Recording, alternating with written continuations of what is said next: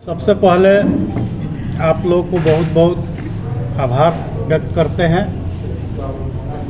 जैसे कि आप लोग को ज्ञात है कि विगत 2 जनवरी से माननीय प्रशांत किशोर जी बीपीएससी छात्र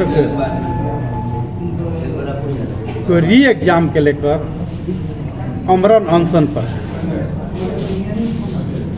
और प्रशांत जी का कहना है कि बीपीएससी एग्ज़ाम में जिस तरह का अनियमितता हुई है वो पुनः एग्ज़ाम बच्चों का कराया जाए। 29 तारीख को छात्र संसद गांधी मैदान में लगा था, वहाँ प्रशांत जी शामिल हुए थे और वहाँ से शांति मार्च निकाला गया था। वो शांति मार्च जेपी गोलंबर पे गया, वहाँ शांति मार्च को रोका गया और जेपी गोलंबर से बोला गया कि सचिव, बिहार सरकार के सचिव छात्रों से वार्ता करेंगे। वहाँ से प्रशांत जी पुनः गांधी मैदान आ गए,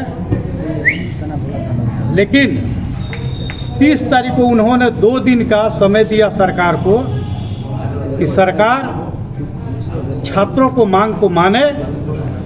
अगर सरकार छात्र के मांग को नहीं मानती है तो 2 तारीख से हम गांधी के रास्ते पर आमरण अनशन पर सत्याग्रह के रूप में बैठेंगे और उन्होंने 2 तारीख से आमरण अनशन चालू किया और 4 तारीख को जब बीपीएससी का एग्ज़ाम हुआ तो उस एग्ज़ाम में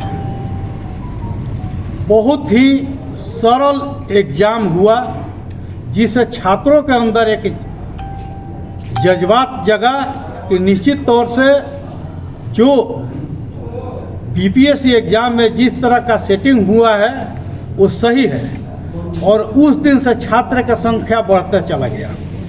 छात्र के साथ साथ वहाँ पर छात्र के माता पिता और जन सुराज से जुड़े हुए व्यक्ति वहाँ पर जुटने लगे।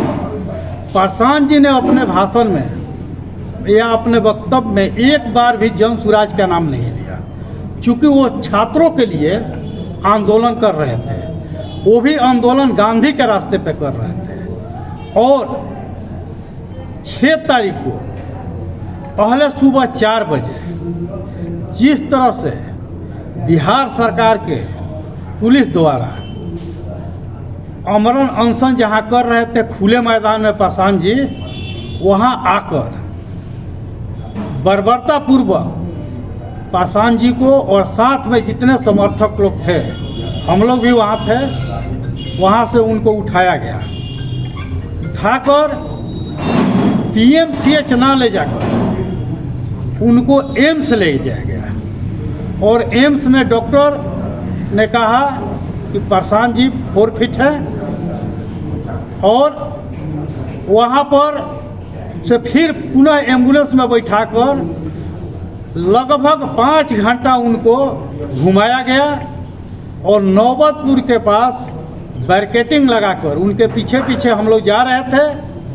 बैरिकेडिंग लगाकर वहाँ 6-7 गाड़ी को डिटेन कर लिया गया और उसमें लोगों को पकड़ लिया गया।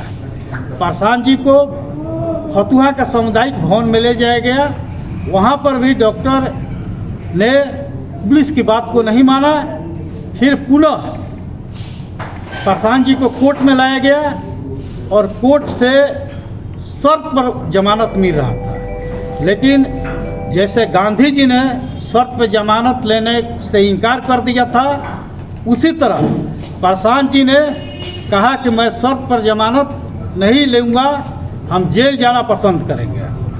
और उनको पुलिस बेउर जेल ले गई, लेकिन शाम में पुनः वही कोर्ट द्वारा उनको विदाउट शर्त पर रिहा कर दिया गया। और जब रिहा किया गया तो हम एक दिलचस्प नज़ारा देखे। दिलचस्प नज़ारा यह था कि सरकार के अंदर एक भय पैदा हो गया था। जब हम लोग बेउर जेल के पास जाकर खड़े थे और प्रशांत जी जेल के अंदर थे, तो कैदी वैन में कैदी कोर्ट से जा रहे थे, तो हम लोग गेट पर देखे कैदियों का, तो वैन के अंदर से उन्होंने जय बिहार का नारा देना चालू किया। सरकार को ये भय हो गया कि चूँकि प्रशांत जी ने ये भी बोल दिया था कि हम जेल के अंदर भी सत्याग्रह चालू रखेंगे, वहाँ पर भी अपना आमरण अनशन चालू रखेंगे, और सरकार के ये भय हो गया था और वहाँ से प्रशांत जी को छोड़ा गया। प्रशांत जी वहाँ से आए और 6 तारीख को 7 तारीख को प्रशांत जी को तबीयत बहुत ज़्यादा खराब हो गया। वो वेदांता में आज हैं और आज छात्र भी जाकर उनसे मिले हैं। उनसे सारे लोग आग्रह कर रहा है कि आप अनशन तोड़ दीजिए, लेकिन उन्होंने अनशन तोड़ने से मना कर दिया। उनका कहना है कि जब तक बिहार सरकार छात्रों को मांग नहीं मानेगी तब तक हम आमरण अनशन जारी रखेंगे। देखिए, हम लोग वहाँ थे तो सहारा अन्य जो मांगे थी, हम लोग का 5 मांगे थी, वो 5 मांग थी आपका यूपीएससी परीक्षा को अनियमितता और भ्रष्टाचार के उच्च स्तरीय जांच और पुनः परीक्षा कराई जाए। 2015 में 7 निश्चय प्रशांत जी के कहने से ही लागू हुआ था। उस 7 निश्चय के अनुसार 18 से 35 साल के हर बेरोजगार युवक को बेरोजगारी भत्ता दिया जाए। ये दूसरी मांग है। तीसरी मांग है 10 वर्षों में प्रतियोगी परीक्षा में हुई अनियमितताओं और पेपर लीक की जांच एवं दोषियों पर कार्रवाई और श्वेत पत्र जारी किया जाए। चौथी मांग है लोकतंत्र की जननी बिहार को लाठी तंत्र बनाने वाले दोषी अधिकारियों पर कार्रवाई की जाए। और 5वीं मांग है बिहार की सरकारी नौकरियों में बिहार के युवाओं की कम से कम 2/3 हिस्सेदारी सुनिश्चित करने के लिए डोमिसाइल नीति लागू किया जाए। ये मांग है। लेकिन इस मांग के अलावा भी हम वहाँ बैठे थे, जितने सहारा इंडिया का अभी तक पैसा सरकार द्वारा नहीं मिला गया, वो प्रतिनिधि आए थे।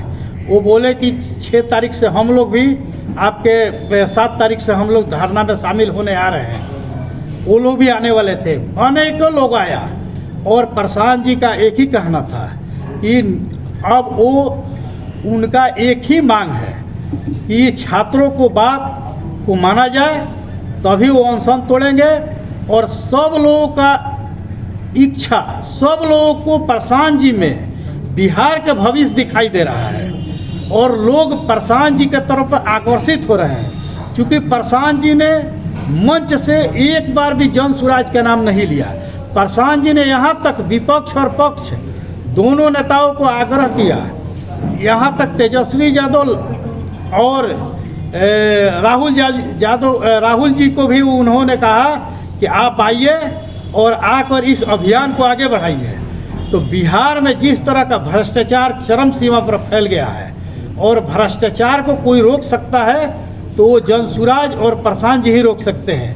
लोगों को गांधी के रास्ते पर चलने पर अभी तक क्या है, पप्पू यादव बहुत सारा ट्वीट कर दिए और पप्पू यादव क्या करते हैं कि तोड़ फोड़ रेल रोको आंदोलन। ये बिहार में पहली बार, गांधी जी के बाद पहली बार बिना जनता को किसी तरह का कोई कष्ट ना हो उस तरह से सत्याग्रह चालू किया जा रहा है और उस तरह से आंदोलन किया जा रहा है जैसे हम लोग कल पुतला दहन किए। आगे चलकर हम लोग कैंडल मार्च निकालेंगे, धरना देंगे, लेकिन कभी कोई दुकान हम लोग बंद नहीं करवाएंगे, इसी तरह का तोड़ फोड़ नहीं करेंगे, हम रोड पर टायर नहीं जलाएंगे, रास्ता बाधित नहीं करेंगे।